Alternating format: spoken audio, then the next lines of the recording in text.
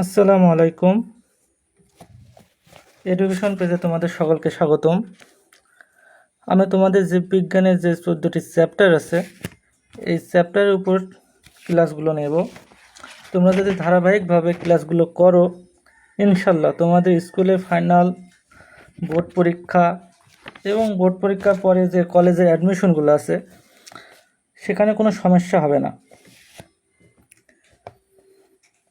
তো পড়া শুরু করার আগে তোমরা কাইন্ডলি তোমাদের যে বইটা আছে বইটা এবং খাতা কলম নিয়ে বসবা, কেননা এখানে বইটা দেখে দেওয়া হবে এবং পাশাপাশি বিভিন্ন বাইরের জ্ঞান সম্পর্কে কিছু তথ্য দেওয়া হবে। এগুলো নোট করে রাখলে তোমাদের পরবর্তীতে অনেক কাজে লাগবে।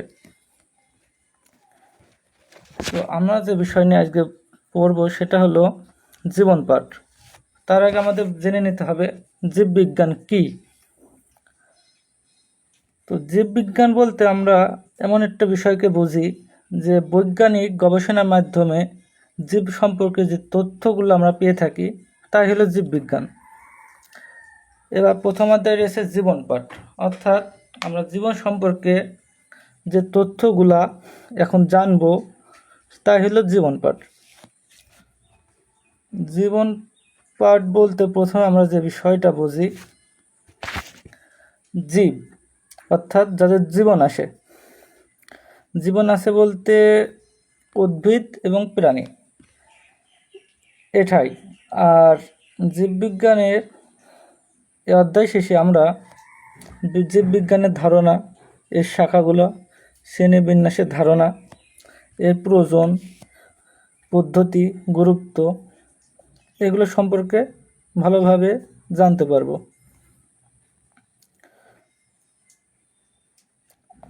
এখানে এই বিষয়টা জানতে হবে যে জীববিজ্ঞানকে ইংরেজিতে বায়োলজি বলে, আর এটি গ্রিক শব্দ বায়োস জীবন এবং লগস অর্থ জ্ঞান, এই দুটোর মাধ্যমে গঠিত হয়েছে। জীববিজ্ঞানের শাখা, জীববিজ্ঞানের শাখা অনেকগুলোই আছে। আসলে বিজ্ঞান বা জ্ঞানের একটা অন্যতম শাখা যেটা মৌলিক এবং ফলিত, এ দুই ভাগে ভাগ করা যায়। যেমন পদার্থবিজ্ঞান, রসায়ন বিজ্ঞান, জীববিজ্ঞান সবগুলো সাবজেক্টেরই ভৌত বা মৌলিক এবং ফলিত বা অমৌলিক এই দুই বিষয়ে ভাগ করা হয়েছে। তেমনই জীববিজ্ঞানকেও ভৌত এবং ফলিত এই দুই ভাগে ভাগ করা হয়েছে। এখন প্রশ্ন হতে পারে যে ভৌত জীববিজ্ঞান কী? ভৌত বা মৌলিক, যা জীবের জন্য অত্যাবশ্যকীয়। অর্থাৎ একটা মানুষের যেমন 5টি মৌলিক চাহিদা আছে, তেমনি ভৌত জীববিজ্ঞান হলো এমন একটি শাখা যার মধ্যে জীবের মৌলিক সবগুলা বিষয় থাকা লাগবে, এবং মৌলিক বিষয় থাকা ছাড়াও বিভিন্ন বিষয় আছে যেমন ফলিত, এগুলো হলো প্রায়োগিক বিষয়গুলো।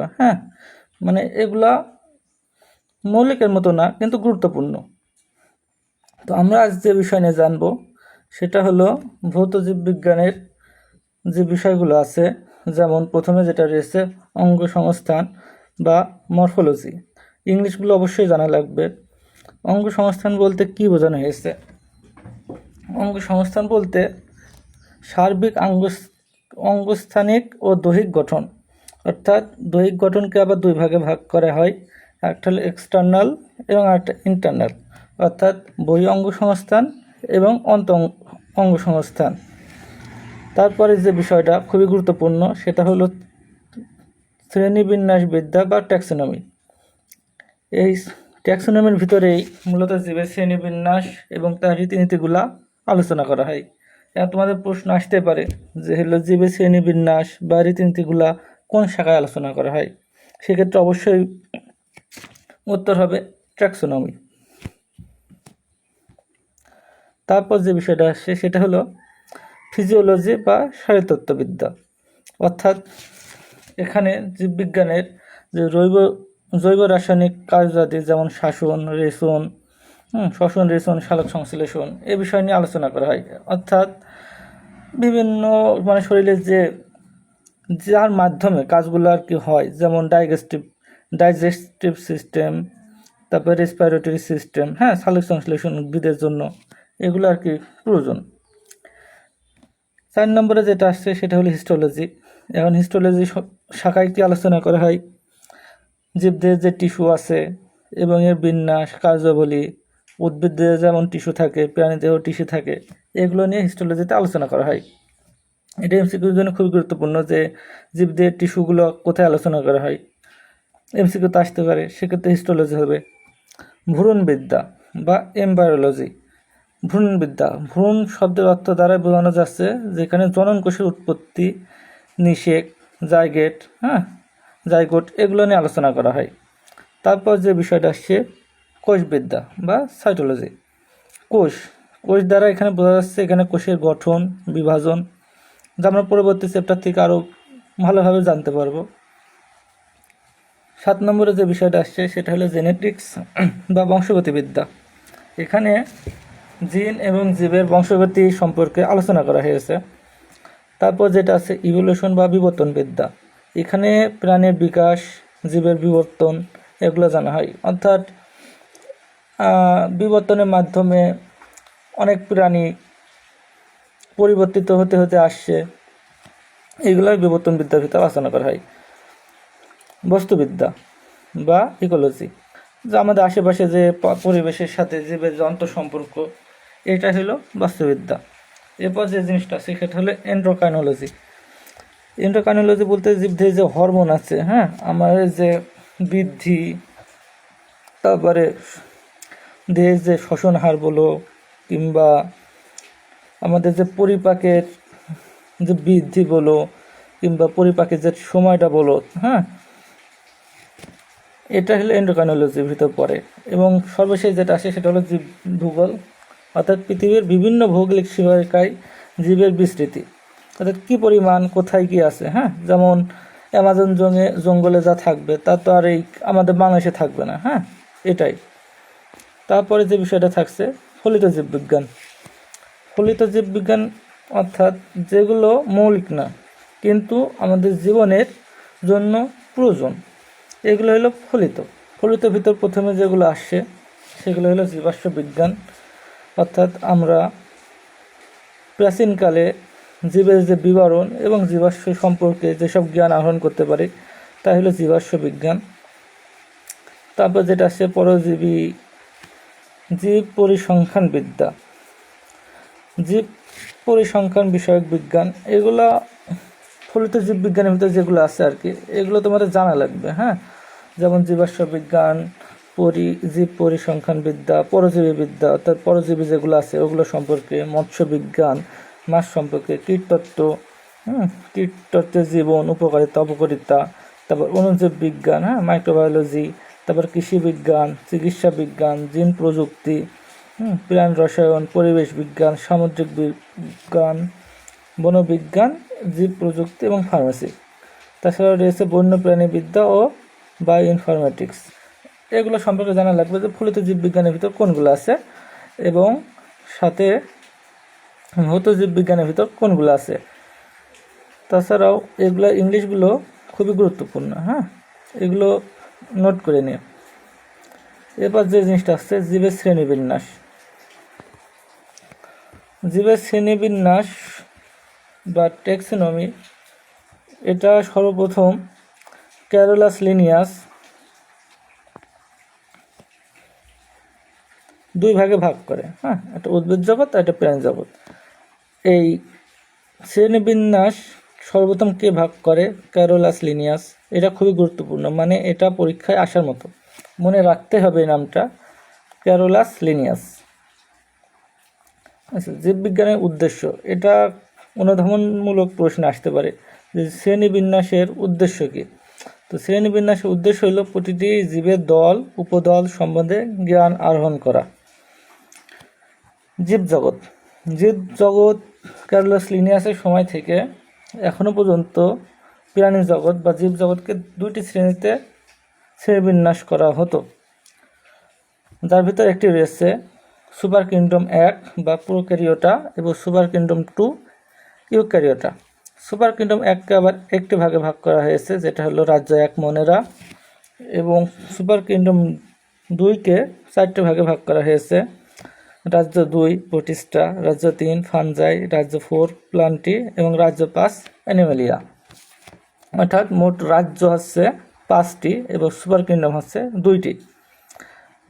আর এগুলো ভাগ করা হয় বিভিন্ন কোষের ডিএনএ, আরএনএ, খাদ্য অভ্যাস, এর উপর ভিত্তি করে হুইটেকার 1969 সালে 5টি রাজ্যে বা 5 কিংডমে ভাগ করার প্রস্তাব দেন। পরবর্তীতে মার্গোলস 1974 সালে হুইটেকারের শ্রেণীবিন্যাস পরিবর্তন করে বিস্তারিত রূপ দেয়, যেখানে যে কথা বললাম আর কি, জীববিজ্ঞানের 2টি সুপার কিংডমে ভাগ করে এবং 5টি রাজ্য এই সুপার কিংডমের ভিতরে অন্তর্ভুক্ত করেন। তো প্রথমে আমরা যে বিষয় নিয়ে জানবো সেটা হলো সুপার কিংডম 1, যেটা প্রোক্যারিওটা বা আদিকোষী। এখন আদিকোষী বলতে আমরা বুঝি যে যেটার নিউক্লিয়াস সুগঠিত নয়, এককোষী এবং আণবিক। এখন সহজে মনে রাখার উপায় হলো সব থেকে ছোটোর থেকে আস্তে আস্তে বড়োর দিকে যাবে। যেমন প্রথমে রাজ্য 1-এর যে বিষয়টা রয়েছে সেটা হলো মনেরা হলো এককোষী ফিলামেন্ট। ফিলামেন্ট কোনগুলা? যেগুলো হলো অনেকটা লেজের মতো আর কি, এগুলো হলো ফিলামেন্ট, এবং এগুলো কলোনিয়াল বলতে একসাথে জোড়ায় জোড়ায় থাকে। মনেরা রাজ্যে সবথেকে বিশেষ যে বিষয়টা থাকে, এখানে নিউক্লিয়াস ও নিউক্লিয়ার পর্দা থাকে না, কিন্তু প্লাস্টিড, মাইটোকন্ড্রিয়া, এন্ডোপ্লাজমিক জালিকা নেই, রাইবোজোম আছে। অর্থাৎ মনেরা রাজ্যে নিউক্লিয়াস, মাইটোকন্ড্রিয়া, প্লাস্টিক, এন্ডোপ্লাজমিক জালিকা কিছুই নেই, কিন্তু রাইবোজোম আছে, এবং এরা কোষ বিভাজন প্রক্রিয়া সম্পূর্ণ হয় এবং শোষণ পদ্ধতিতে খাদ্য গ্রহণ করে। এছাড়াও কিছু কিছু আছে যেগুলো ফটোসিনথেসিস বা সালোকসংশ্লেষণ পদ্ধতিতে খাদ্য গ্রহণ করে, যেমন নীলাভ সবুজ শৈবাল, ব্যাকটেরিয়া। প্রথমে আমরা যেটা দেখছি সেটা হলো ব্যাকটেরিয়া, এবং পরে খ নম্বরে যেটা সেটা নীলাভ সবুজ শৈবাল। সুপার কিংডম 2 বা ইউক্যারিওটার প্রধান বৈশিষ্ট্য হলো এদের নিউক্লিয়াস থাকবে সুগঠিত এবং কলোনি আকারে দলবদ্ধভাবে বসবাস করে। এর ভিতরে রাজ্য 2 বা প্রোটিস্টা, এগুলো কি এককোষী, বহুকোষী, এবং এর নিউক্লিয়াস সুগঠিত। এখানে ক্রোমাটিন বস্তুতে ডিএনএ, আরএনএ, প্রোটিন থাকে। এর দ্বারা বোঝা যাচ্ছে যে রাজ্য 1-এর থেকে রাজ্য 2-এর যে শারীরিক বৈশিষ্ট্য বলো এগুলো বেশি উন্নত। এছাড়াও এই কোষে বিভিন্ন অঙ্গাণু থাকে এবং এরা খাদ্য শোষণ করে বা ফটোসিনথেসিস বা সালোকসংশ্লেষণ ঘটায়। এদের যে মাইটোসিস কোষ বিভাজনের মাধ্যমে এরা প্রজনন ঘটিয়ে থাকে। এছাড়াও 2টি গ্যামেটের মাধ্যমে তারা প্রজনন ঘটায়। উদাহরণগুলো মনে রাখবা: অ্যামিবা, প্যারামেসিয়াম, এককোষী ও বহুকোষী শৈবাল। রাজ্য 3-এ যে বিষয়টা আসছে সেটা হলো স্থলজ, মৃতজীবী ও পরজীবী। এরা সাধারণত মাইসেলিয়াম বা সরু সুতার মতো অংশ নিয়ে গঠিত। এই বৈশিষ্ট্যগুলো অবশ্যই জানা লাগবে। এগুলো নিউক্লিয়াস সুগঠিত কাইটিন বস্তুতে, অর্থাৎ বাইরে বা ভিতরে যে কোষ প্রাচীর সেটা কাইটিন বস্তু দ্বারা গঠিত থাকে। এরা শোষণ পদ্ধতিতে খাদ্য গ্রহণ করে, ক্লোরোপ্লাস্ট অনুপস্থিত, এবং হ্যাপ্লয়েড স্পোর দিয়ে বংশবৃদ্ধি করে, যেমন ফানজাইয়ের ভিতর পড়ে ইস্ট, পেনিসিলিয়াম, মাশরুম। প্লান্টি, এরা প্রকৃত নিউক্লিয়াসযুক্ত সালোকসংশ্লেষণকারী উদ্ভিদ। প্লান্টি কি? উদ্ভিদ। এগুলো উন্নত টিস্যুতন্ত্র বিদ্যমান। এদের ভ্রূণ সৃষ্টি হয়, ডিপ্লয়েড পর্যায়ে শুরু আছে। এদের যৌন জনন সাধারণত অ্যানাইসোগ্যামাস, অর্থাৎ আকার, আকৃতি, শারীরবৃত্তীয় পার্থক্য বিশিষ্ট ভিন্নধর্মী 2টি গ্যামেটের মিলনের মাধ্যমে জনন সম্পূর্ণ হয়। এরা সুপুষ্পক, যেমন বিভিন্ন ধরনের উদ্ভিদ, কাঁঠাল গাছ, আম গাছ, লিচু গাছ। প্লান্টি আবার 4 ভাগে ভাগ করা হয়: মসবর্গীয়, ফানবর্গীয়, নগ্নবীজী এবং আবৃতবীজী। এছাড়াও রয়েছে অ্যানিমেলিয়া, যেটা আমাদের নিউক্লিয়াস বিশিষ্ট বহুকোষী প্রাণী। আমাদের কিন্তু কোনো প্লাস্টিড নেই। প্লাস্টিডের কাজ হলো সংশ্লেষণের মাধ্যমে খাদ্য তৈরি করা। আর যেহেতু আমাদের প্লাস্টিড নাই, সেক্ষেত্রে আমরা হেটারোট্রফিক অর্থাৎ পরজীবী, খাদ্য গলৎকরণ বা দেহে জটিল টিস্যুতন্ত্র বিদ্যমান। আমরা প্রধানত জনজারণের মাধ্যমে বংশবৃদ্ধি করে থাকি। পরিণত ডিপ্লয়েড পুরুষ এবং স্ত্রী প্রাণী ধরনাঙ্গ বা হ্যাপ্লয়েড গ্যামেট তৈরি করে। উদাহরণস্বরূপ রয়েছে প্রোটোজোয়া ব্যতীত অমেরুদণ্ডী এবং মেরুদণ্ডী সকল প্রাণী।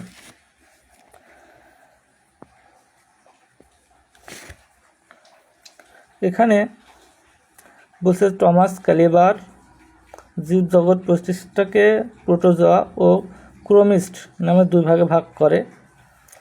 এভাবে তিনি জীবজগৎকে মোট 6টি রাজ্যে ভাগ করেন। এটা আসলে অত গুরুত্বপূর্ণ না। শ্রেণীর বিন্যাসে বিভিন্ন ধাপ আছে। মোট কতগুলো ধাপ আছে এগুলো সম্পর্কে আমাকে জানা লাগবে। মোট ধাপ আছে হলো 7টি। প্রথম যেটা সেটা হলো রাজ্য বা কিংডম, এটা সর্বোচ্চ পর্যায়। তারপর পর্ব বা ফাইলাম, তারপর শ্রেণী ক্লাস, বর্গ অর্ডার, গোত্র ফ্যামিলি, গণ জেনাস, প্রজাতি স্পেসিস। এগুলো পরপর মুখস্থ করা লাগবে। আর সাথে ইংলিশগুলো জানা লাগবে। Kingdom, phylum, class, order, family, genus, species. প্রজাতি, এটা খুবই গুরুত্বপূর্ণ, কারণ শ্রেণীর বিন্যাসে একক হলো প্রজাতি। এখন সহজে মনে রাখার কোনো টিপস বলতে হলো ইংলিশে যে নামগুলো আছে এগুলো প্রথম অক্ষরগুলো আমরা মনে রাখতে পারি, যেমন কেপিসি ও এফ জিএস।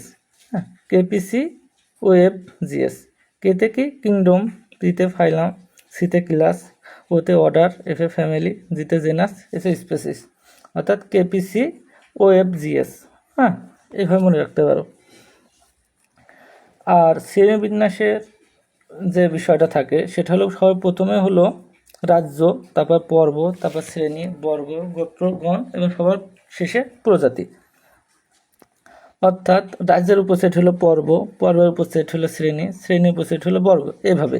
অর্থাৎ শ্রেণীবিন্যাসের এই যে ধাপ, এটাকে বলা হয় নেস্টেড হায়ারার্কি। যেমন মানুষের শ্রেণীবিন্যাস কেমন হবে?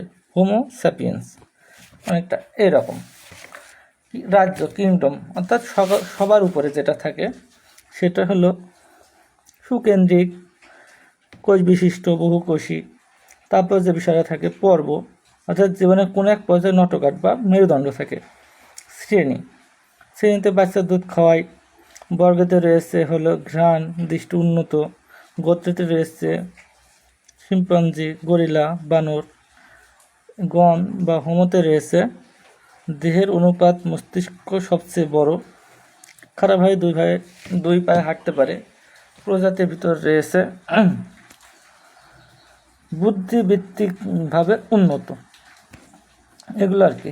দ্বিপদ নামকরণের পদ্ধতি, অর্থাৎ দ্বিপদ নামকরণের একটা পদ্ধতি আছে, যে পদ্ধতিগুলো জানতে পারলে আমরা দ্বিপদ নামকরণগুলো সহজে করতে পারবো। যেমন এখানে আমরা যেটা জানি আর কি, যে মানুষের বৈজ্ঞানিক নাম হলো হোমো স্যাপিয়েন্স। এই হোমো প্রথমে যেটা থাকে সেটা হলো গণ, এবং স্যাপিয়েন্স যেটা সেটা হলো প্রজাতি। আর এই যে দ্বিপদ নামকরণ যে পদ্ধতি, এটাকে বলা হয় বায়োনমিক্যাল নমিনিকালচার। হ্যাঁ,